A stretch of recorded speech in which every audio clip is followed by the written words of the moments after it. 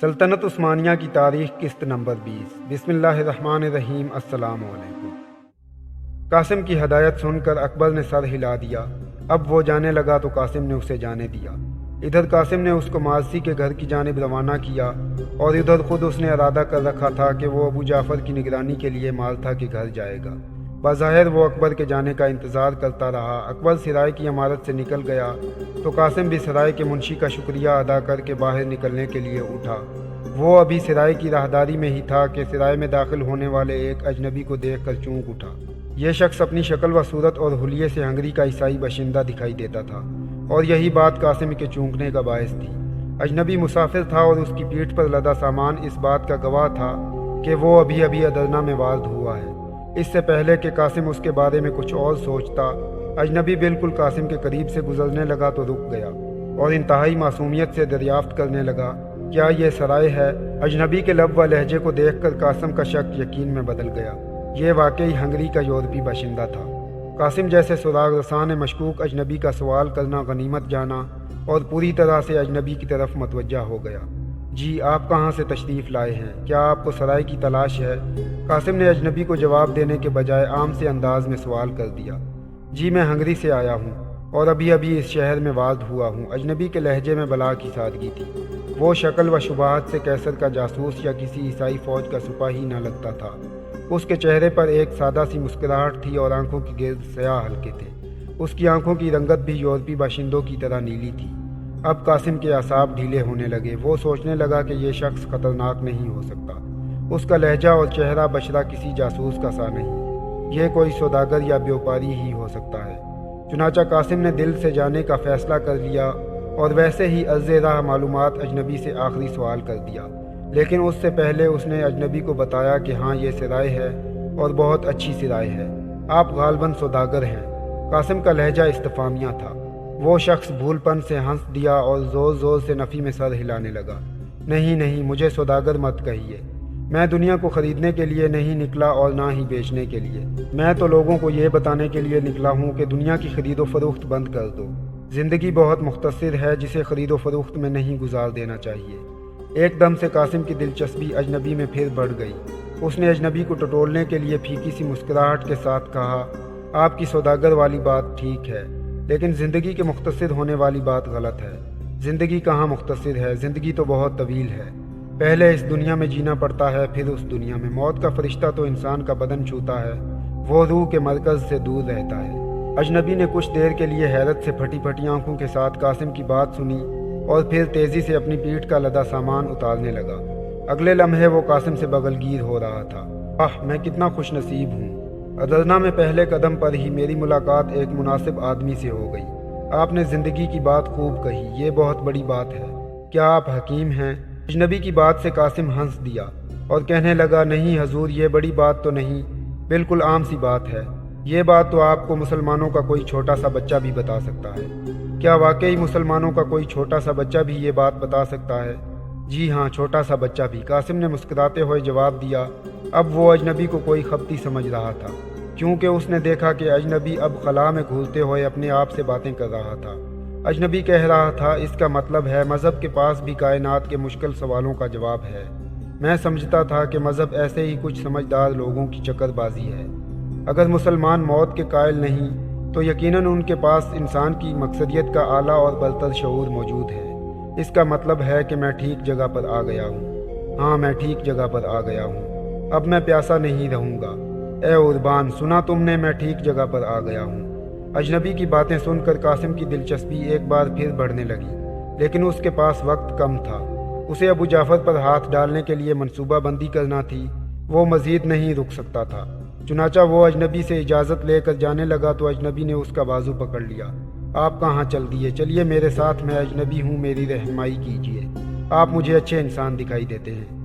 قاسم رک گیا اور انتہائی متانت کے ساتھ اجنبی سے مخاطب ہوا، محترم، میں آپ کے ساتھ ابھی تو نہیں چل سکتا، البتہ آپ سرائے میں ٹھہریے، میں آپ سے ملنے کے لیے پھر حاضر ہو جاؤں گا۔ لیکن آپ نے اپنا نام اور ادرنا میں آنے کا مقصد تو بتایا نہیں۔ آپ کچھ نہیں بتائیں گے تو آپ کی ہمارے ساتھ اجنبیت کیسے دور ہوگی؟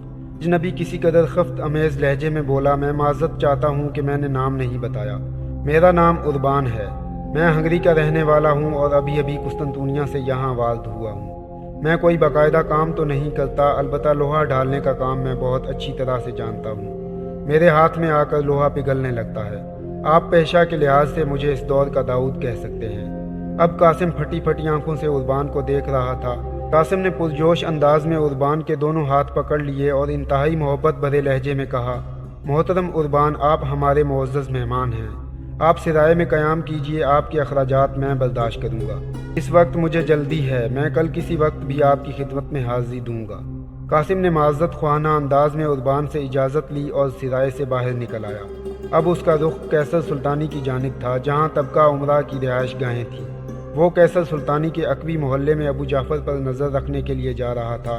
اسے مالتھا کے دروازے تک پہنچنا تھا اور پھر نگرانی کے لیے کسی ایسی جگہ کا انتخاب کرنا تھا جہاں سے وہ ابو جعفر کی نقل و حرکت پر نظر رکھ سکتا، لیکن اسے مالتھا کے دروازے تک جانے کی ضرورت پیش نہ آئی۔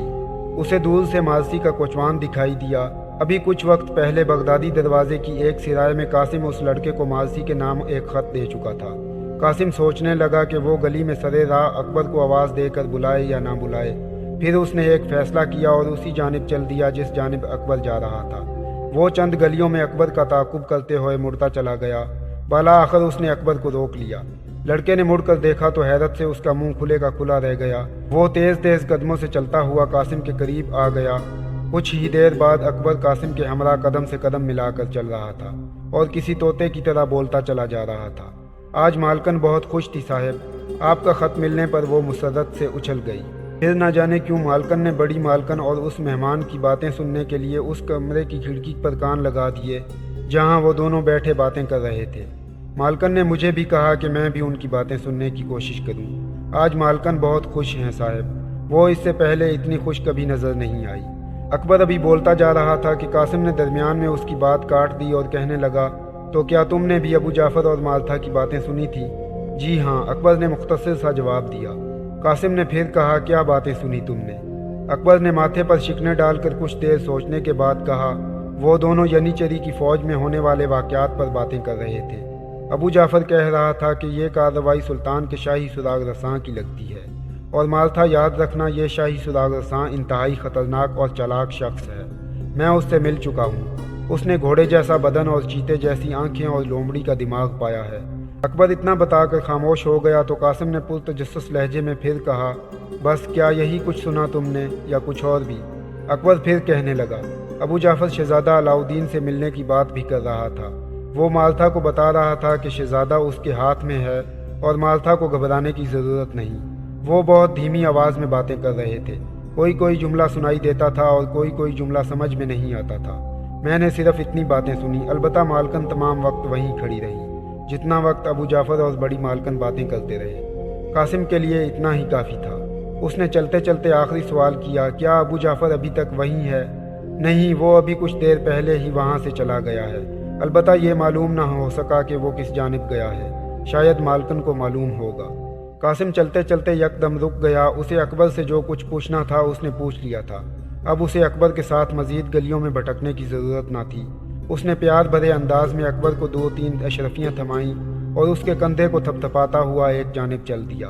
وہ راستے میں سوچ رہا تھا کہ ابو جعفر کے غدار ہونے میں اب کوئی شک باقی نہیں رہا۔ اس کے ذہن میں ایک بار پھر ابو جعفر کی نیلی آنکھیں کھٹکنے لگیں۔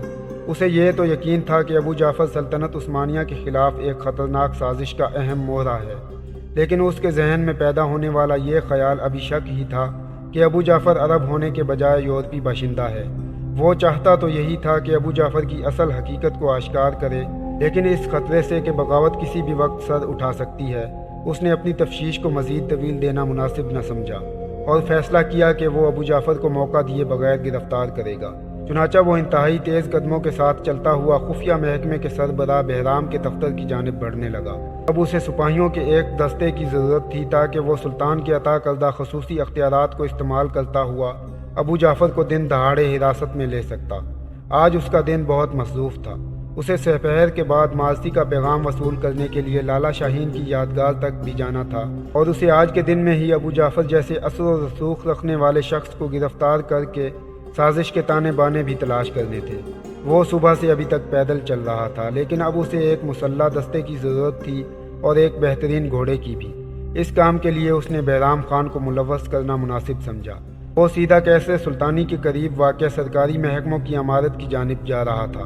اسے بہرام خان یہیں مل سکتا تھا۔ بہرام خان کے پاس پہنچ کر اس نے اپنا مدعا بیان کیا تو بہرام خان یوں اچھلا جیسے اسے بچھو نے ڈس لیا ہو۔ یہ آپ کیا کہہ رہے ہیں؟ ہم ابو جعفر کو کیسے گرفتار کر سکتے ہیں؟ وہ طبقہ عمرا میں سے ہے اور اس کا تعلق براہ راست قیصر سلطانی تک ہے۔ معزز ناظرین، آج کے لیے اتنا ہی کافی۔ ملتے ہیں اگلی قسط میں۔ امید ہے آپ کو ہماری ویڈیو پسند آئی ہوگی۔ ویڈیو پسند آنے کی صورت میں چینل کو سبسکرائب کر کے بیل آئیکن کے بٹن کو دبا دیں تاکہ تمام نئی آنے والی ویڈیوز کا نوٹیفیکیشن بر وقت آپ کو موصول ہوتا رہے۔